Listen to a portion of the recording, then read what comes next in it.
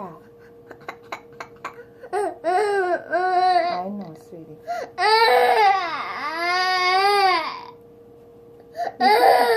Hey. You can do it. You can do it. Hey.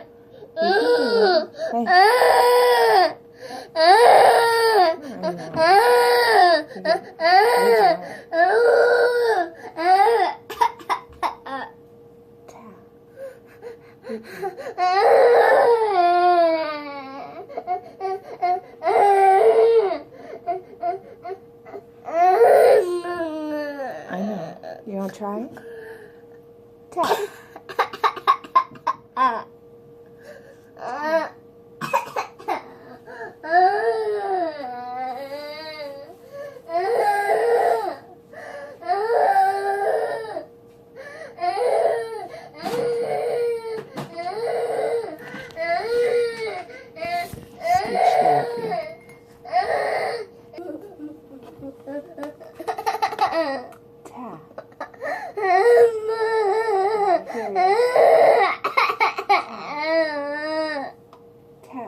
Come here. Look. Ta.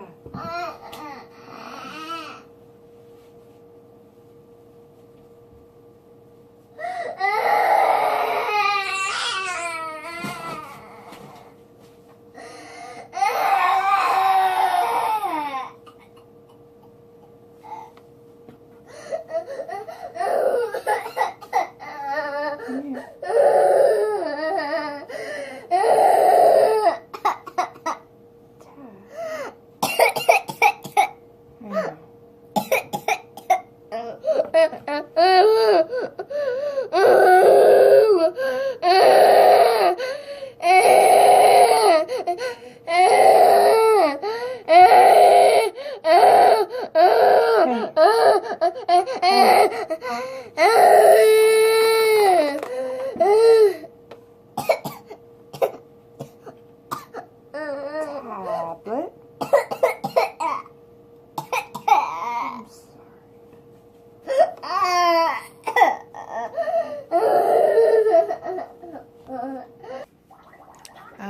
Yeah, so quick update.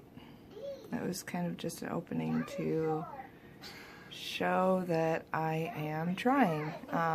It's kind of what speech therapy looks like when I give it a shot. It seems like he does a lot of things in therapy that he won't do for me, so it can be tough to feel like I'm doing the right thing.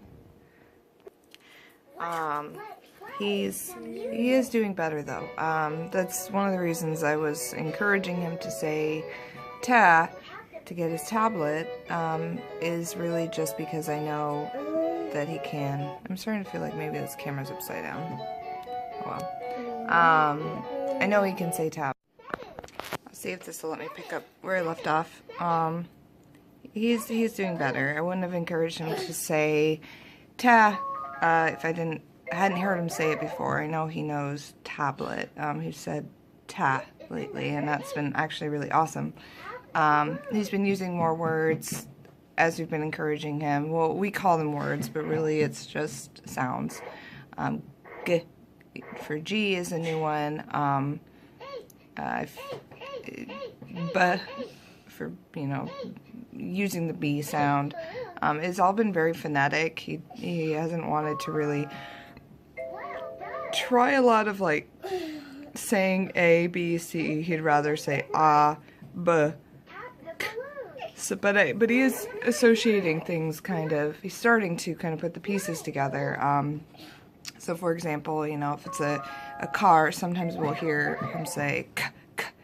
And there's little things like that, I feel like, and I don't know if other parents experience this, but with speech delay, it's crazy. You hear these things, you know, and part of you feels like you so badly want to hear them that sometimes you're like going crazy, and you're like, oh, did you hear it? Did you hear it? Did you hear him say car? Did you hear him say, you know, lollipop? Did you hear him say kitty? You know, all these things that only I mean, they only kind of give you a half satisfaction because part of you feels like you are making it up, because you are just so desperate to feel like what you're doing is working, and that there's progression, and that, you know, there's a light at the end of the tunnel, and that you're proud of what you're doing and what your kiddo's doing. And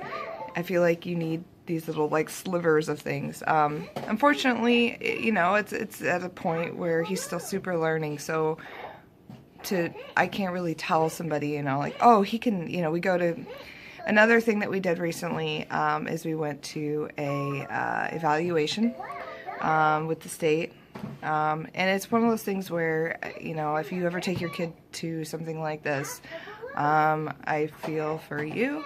Having a bunch of people sit in a room and pick your kid apart in front of you for everything they're doing or doing not fast enough, not quick enough, scribbling down in notebooks when, you know, I remember this specific situation where they're trying to get him to point to body parts, you know, where's your tummy, where's your nose, and I know he knows all this stuff.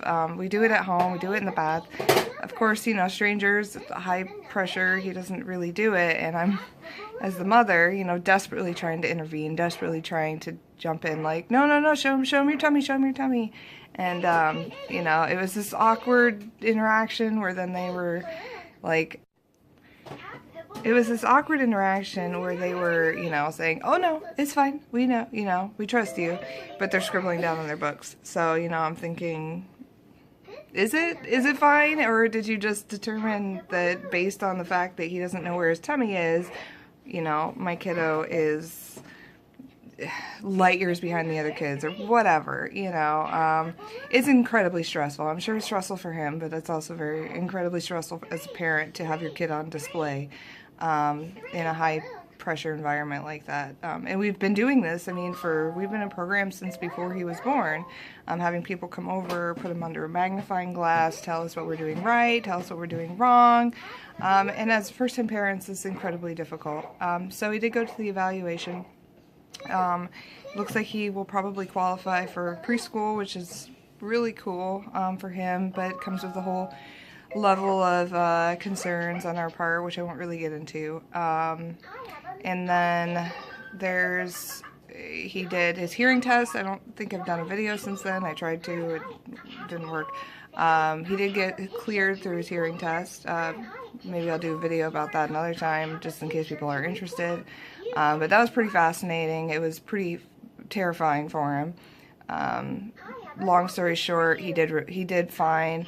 He wasn't responding to human voice as well as they thought he would, but he was responding to all the decibels. But the test itself terrified him, and they weren't able to really give him a lot of clear answers as to whether or not it was conclusive. They said at this age, at 2, you know, almost 3, it's really, really hard. But it was enough to make me feel a little more confident in the stuff that we're doing with him.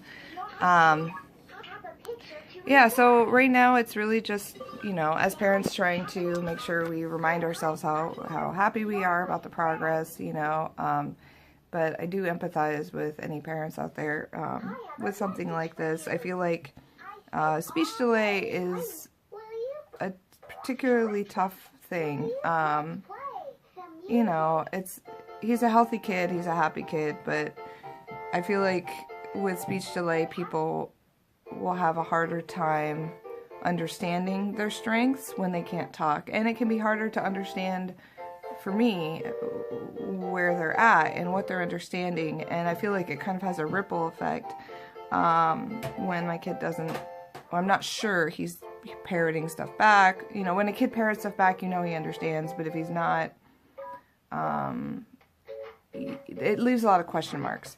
One thing, I was talking to my mom last night, and, you know, we talked a lot about our my feelings about what's going on, and me and my husband's discussions, and, you know, one thing that did kind of make me feel good is, and I told her, is everyone putting him under a magnifying glass all the time is incredibly stressful. Every time we bring him to one of these meetings, generally my husband and I end up in a fight afterward. just trying to work through our feelings about it, work through where we want to go, what we want to do. Hi, sweetie.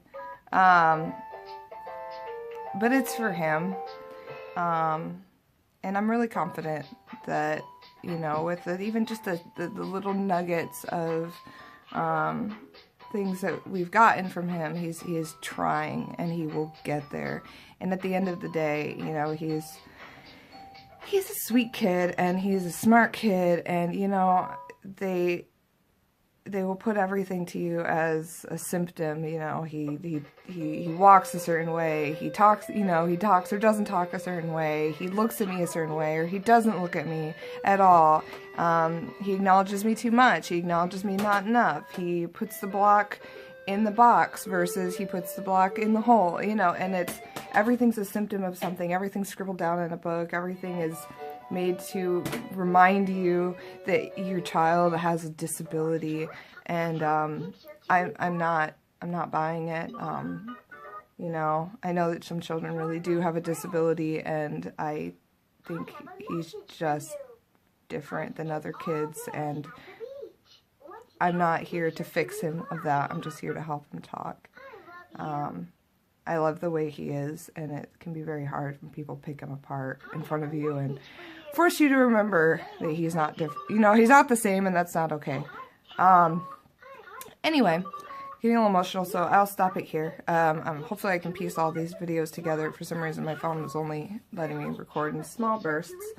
But I wanted to try to give an update. It's been so long, I've just been having trouble getting to it. Okay, well, probably next update will be maybe after we first go look at the preschool. But we'll see if anything happens before then.